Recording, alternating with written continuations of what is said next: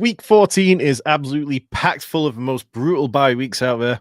But the good news is, if you're playing Fantasy Game Day, you do not have to care about any of that, because we are talking daily fantasy sports with the best DFS platform in the UK, the Fantasy Game Day, guys. If you haven't checked out the app already, use code TFS23 for your 3-second entry.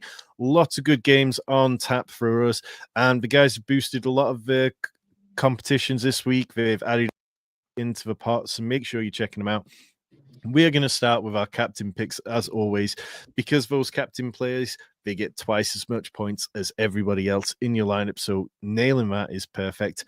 Rich, Saquon Barkley gets to play the Carolina Panthers. How many points is the ceiling for Saquon Barkley this week? Ceiling is the roof, isn't it? Look, you got the guy who's scoring the most points in the league, the best fantasy running back right now, against the worst running back defense in the league. This could be absolutely astronomical. It feels like I'd love to know the ownership percentages on the captains of Saquon Barkley, because it feels like this could be north of 50%. Like, it's going to be absolutely wild how many people are going to be captaining Saquon Barkley. Maybe the leverage play is to go and captain someone else and just get away from that, and fingers crossed, pray that he doesn't go ham. But yeah, let's be honest, the most realistic outcome is 20 plus, 25 plus for Saquon Barkley this week. Yeah, so I mean, just looking at the ownership projections from Established to Run for DraftKings, obviously this is different, you're weighing in price, but they're projecting Saquon Barkley for 16% ownership on DraftKings at 9K. AJ Brown is 8,100 over there, and they're projecting him for 1% ownership. That to me screams out pivot to AJ Brown, because the Panthers can't defend the pass either, and the leverage you would get if AJ Brown gets 2 touchdowns would be astronomical. Now, Saquon Barkley is obviously, he's top 2, top 3 in MVP conversations right now. What he managed to do against a good run defense in Baltimore last week was impressive. What he's done over the last few games has been impressive at every single level, despite the fact that he's not getting the goal line touches. So very much in on Saquon Barkley and think that he can have a good game. 8,200. You are going to need some cheap players, though, and we will get to those in a bit. But one other running back who also has an incredible matchup, Alvin Kamara, taking on the Giants. Like, the Giants are just in such a bad way. They allow the highest explosive run rate. They allow the highest yards per carry. They have been gashed by the run game all season.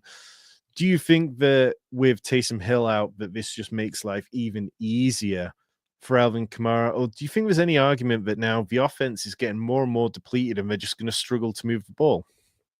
I think in a standard league or non-PPR, maybe I'd be a bit nervous. But I just feel like Alvin Kamara, even if they, load up and try to stop the run, he's going to PPR scam his way there. I say this all the time. What is the one thing Derek Carr cannot do is sit in the pocket and take a hit. The Giants have got a fantastic pass rush. It's about the only good thing on the entire the entire team. Dexter Lawrence, Brian Burns, they're going to have Derek Carr feeling the pressure all day. It's going to be checked down all the time to Alvin Kamara. I think, look, where would you set the over-under at touches? It's like, what, 26.5, 27.5 probably in terms of this week? Yeah, I mean, I've just got, I don't know if you saw this, but Dexter Lawrence is going to miss the rest of the season. He dislocated his elbow. So, but yeah, Brian Burns is still somebody who needs to be accounted for. But I think you could see 25, 26 touches definitely. And I would probably still take the over on that, because his opportunity share has been 87% over the last 5 games. Now he gets Eric McCoy, his center back, who's been on injured reserve. And yeah, it just feels like it's all stacking up for him. And you're getting the price discount as well, because you're getting £200 cheaper than Achane, $400 cheaper than Robinson, $1,200 cheaper than Saquon Barkley. Like, that's a lot of savings for potentially a similar points projection.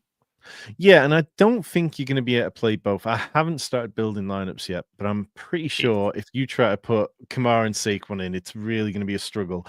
So is there anybody on the... So obviously, even if you wanted to leverage Kamara with AJ Brown, that's still going to be 1,500 of your total, 15,000 of your total salary accounted for, because AJ Brown's 8,100.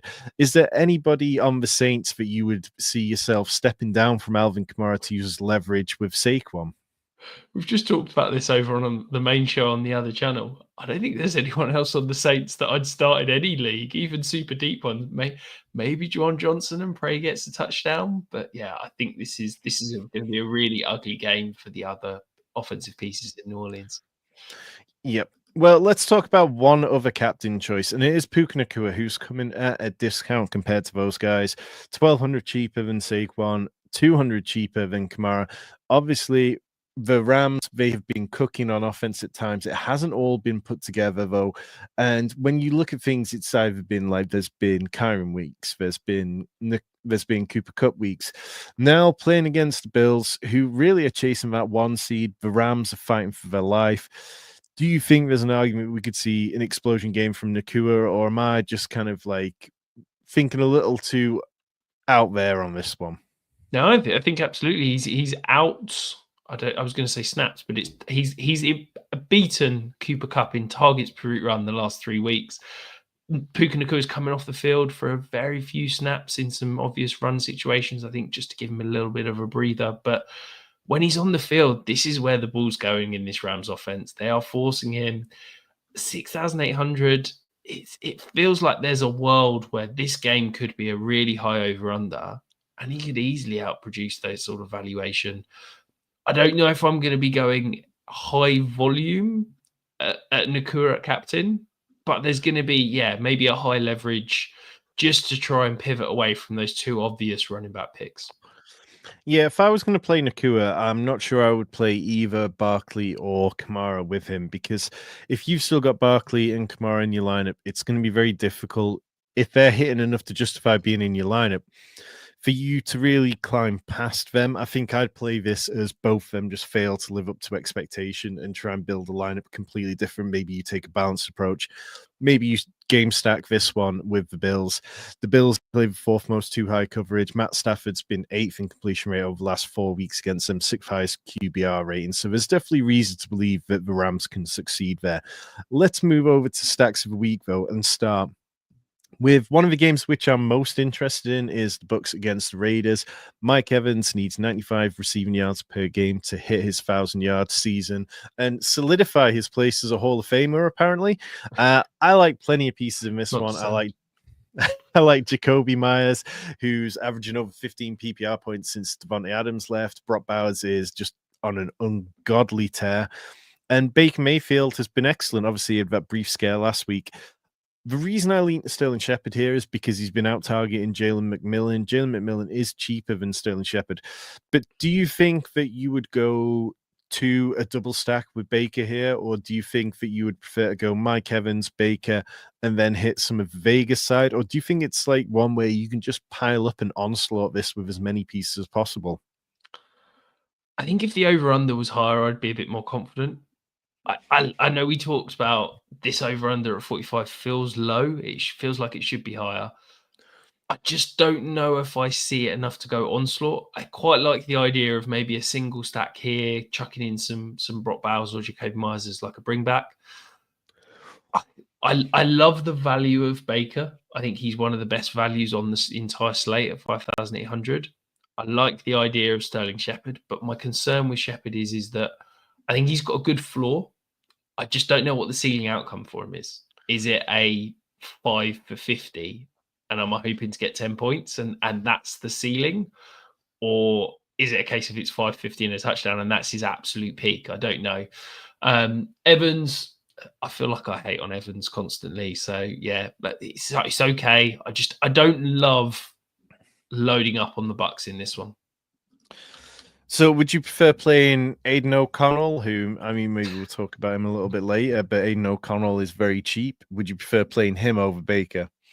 I think for me, it's Baker over Aiden O'Connell. As I said, I love the value of Baker here. I think that if I'm attacking this as a stack, it's probably going to be a single stack with a Vegas bring back rather than a kind of double stack or an onslaught. Well, let's move over to our next one. And this one, I mean, this is pricey. I don't know how comfortable people will be doing with this, but we talked about finding ways to leverage against Saquon Barkley. Jalen Hurts 7,800, AJ Brown 6,400, and then Devonta Smith 5K. Devonta Smith only just coming back to practice after missing the Ravens game, been dealing with his hamstring injury. This is the ultimate leverage against the ground game. If there is somehow the Carolina Panthers summon all the strength that they've ever mustered to stop Saquon Barkley, AJ Brown gets 2 touchdowns, Devonta Smith gets a touchdown, Jalen Hurts has a good passing game for the first time in a few weeks. This is the ultimate leverage play, and I think I'd be most tempted to do this in like the larger contests, like the £3 one, where you could gain huge leverage on the field. Do you think you can build a good lineup around these free plays, or is this too pricey? It's expensive. I think you need to attack some real enablers at other positions, but I do quite like the idea of attacking Devonta Smith because I don't think many people are going to be on him first week back from a hamstring. It's like a 20% re-injury rate for hamstring injuries, so there is that nervousness there. But I like the idea, as you mentioned, attack the bigger contest, that £3 entry. You know, it's normally going to be several hundreds of people lineups that you're competing against there. Let's try and get different. Let's try and get funky and let's really go outside the box slightly. Yeah, and I think if you do that, then you can lean into chalk at the running back position where you can afford it. I think you can be chalky with your other selections, and you've already gotten so different. Like we talked about on DraftKings, 1% of people are expected to play AJ Brown. Probably a similar amount for Devonta Smith, despite him being cheaper over there as well. And Jalen Hurts will carry an okay amount of ownership, but nothing too crazy. This is going to be a low-owned stack, and it could go nuclear. The Raiders, Aiden O'Connell, 4,600, Jacoby Myers, 5,800, and Brock Bowers. Like, I'm very much in on this game. We talked about it on our weekly preview, and we talked about it with the Bucks. Jacoby Myers, 15 points per game since Devontae Adams left. Brock Bowers leads all tight ends in receptions, targets, yards per outrun. I think he's unstoppable at the minute. And Aiden O'Connell seemed to understand his assignment and just got the ball to these two guys again and again and again.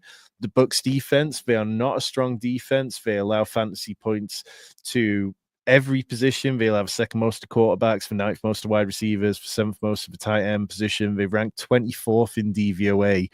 So will you be joining me on this stack, Rich, or is this the one where you just like, Tom, shut up? No, as I said earlier, I really like this options. I don't know if I've got the confidence to start Aiden O'Connell, but I love Brock Bowers. It feels to me like every single week he's an incredible value. Every single week that we're capped around this 5.5, 6, I don't think he's got up to £6,000 yet this season. You know, that's sort of third tier wide receiver money. And yet he's producing like a second tier wide receiver. It feels like he's sort of almost broken the format in terms of we need to bump that price up slightly. So whilst he's where he's priced, it's a smash play every single week. He seems to get into my lineups almost every single week. And as you said, Jacoby Myers averaging 15 points a game.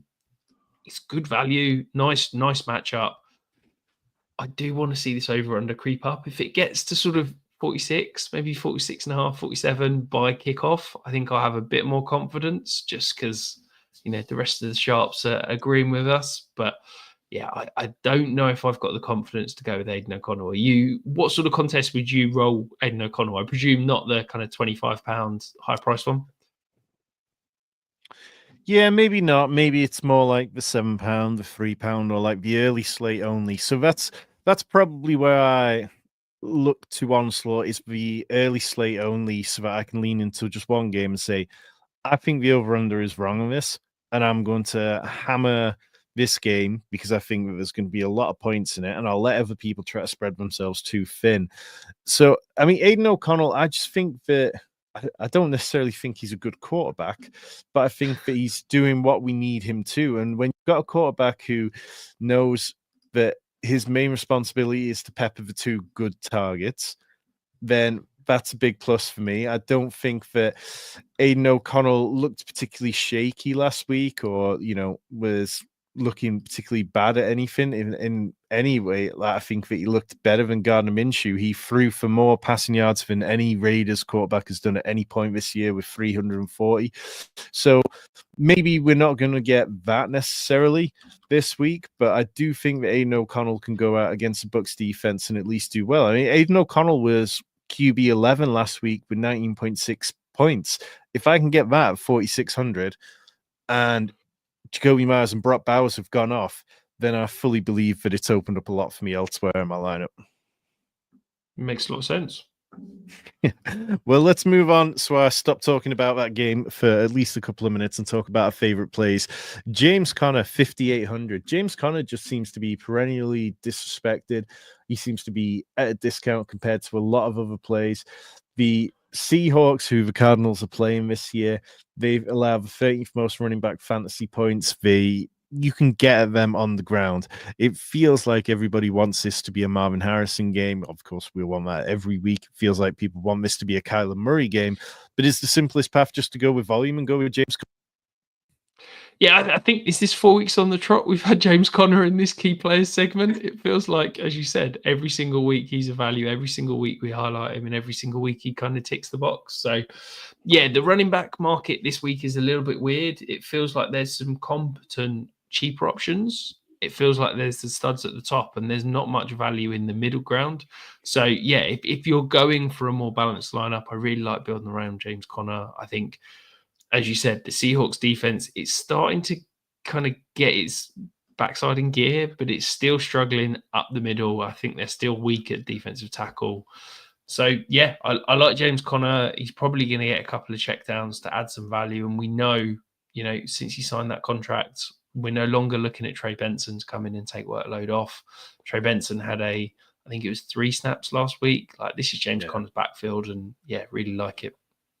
Yeah, I think so. James Conner, the reason I put him in here was because we talked about Puka Nacua at the top and how if I'm playing Puka Nacua, I'm not playing Saquon Barkley or Alvin Kamara. So it's looking at that balance kind of range. So Puka Nacua 6,800, James Conner 5,800.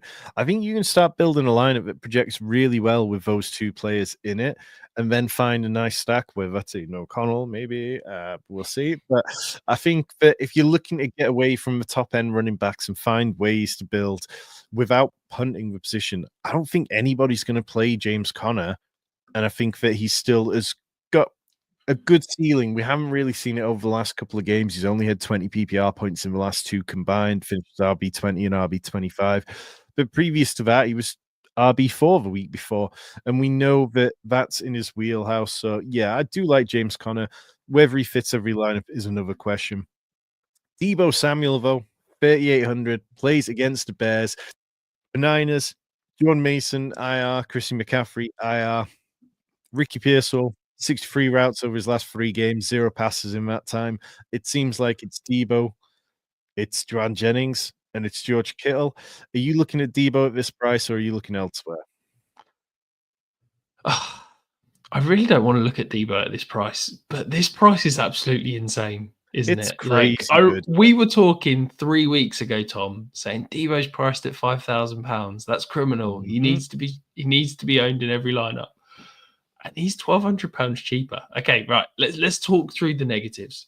Deebo hasn't broken 10 fantasy points in the last 3 weeks. Deebo hasn't broken 8 fantasy points in the last week. Deebo hasn't broken 6.2 fantasy points in the last 3 weeks. He's got a career low in yards after catch. He doesn't look fully healthy, and he has got his career low in average separation score. Now I've said all of that, Brock Purdy back under center, hopefully another week healthy with that shoulder injury. At 3,800, 10 points is a decent score, isn't it? Like, if you can get 15, you're sitting there very, very happy. And I think... So go on. Now, I was just going to say, it just feels like, I don't have any confidence in Deebo. I wouldn't start him in as a top 36 wide receiver in most leagues. But when you're talking pricing this cheap, he's got to be worth a dart throw. But you've got to know how to build around him. Yeah, and I think it's one of the key attractions to me on this is that I think that Deebo can get there on rushing alone. And the way to get the Bears is through the ground game because they've been poor against the run all year. They rank 30th in run defense DVOA. They've given up the 10th most fantasy points to the running back position. Now, the problem for Deebo is that over the last 3 weeks, he's had 1 rush attempt and it went for -1 yards. He's not been over 20 yards since week 1. And that was the only time he's had a rushing touchdown. He only has 2 touchdowns on the season. He, over the last 3 games, has hasn't been over 22 yards. So there's a world where Deebo Samuel can absolutely blow the doors off this score at 3,800. But it's tricky because we are going back to week 10, the last time where he had 75 yards. The week before that, he had 86 yards. The week before that, 117. So I'm not sure I buy it's like the pneumonia or anything like that. It seems like he's kind of past that. But I don't know what it is with Deebo, but I need him to snap out of it quickly. And He's looked great on the kick returns. It's yeah, a shame yeah. that I don't know what's going on there. Brock Purdy turn around and throw the ball 30 yards back to Deebo and let him get a running head start and go for it that way. Like, but yeah, I don't know. I probably won't have Deebo in more than 2 of 5 lineups, I think would be a fair way to assess it. But at 3,800, it's very hard to ignore. Tyrone Tracy, 5K. We're talking about leverage spots. We're talking about ways to get different. Obviously, Alvin Kamara is going to draw the vast majority of the attention in this matchup because he's only 106 yards away from his first ever 1,000-yard rushing game. But the Saints also suck against the run. They rank 32nd in run defense DVOA. They've allowed 5th most fantasy points to opposing running backs. 5K for Tyrone Tracy, or do you think that the fumbles have become too much of an issue and you can't trust them as much as we'd hoped? I'm not overly concerned about the fumbles. I think that we saw last week again, he still had over 45 snaps. It feels like he had that 1 week punishment in week 12. That was your issues for fumbling. Let's move forward again. So, yeah, I think the interesting thing for me is what's going to happen in the receiving game. We saw last 2 weeks, he's had over 3 targets in both those games. He's been over 2 targets in every single game, bar 1 since week 5. Last week, he had 8 snaps lined up as a wide receiver. Could that potentially be Drew Lock getting the ball out quickly? We know this wide receiver caught outside Malik Neighbors is terrible. I'm really intrigued about what Tyrone Tracy could be this week. I said at the top, the mid-tier running backs feels light. So I think that Tyrone Tracy is one of those guys that you can feel confident sub the kind of superstars, those £6,000-7,000 running backs. Let's take a flyer on Tyrone Tracy because we know that he has produced. And as you said, the Saints defense is a good matchup. 15 points and you're very happy. And he's easily got that in his range of outcomes. Yeah, and with Drew Lock in the center, I mean, no, I'd rather bet on Tyrone Tracy than I would the passing game.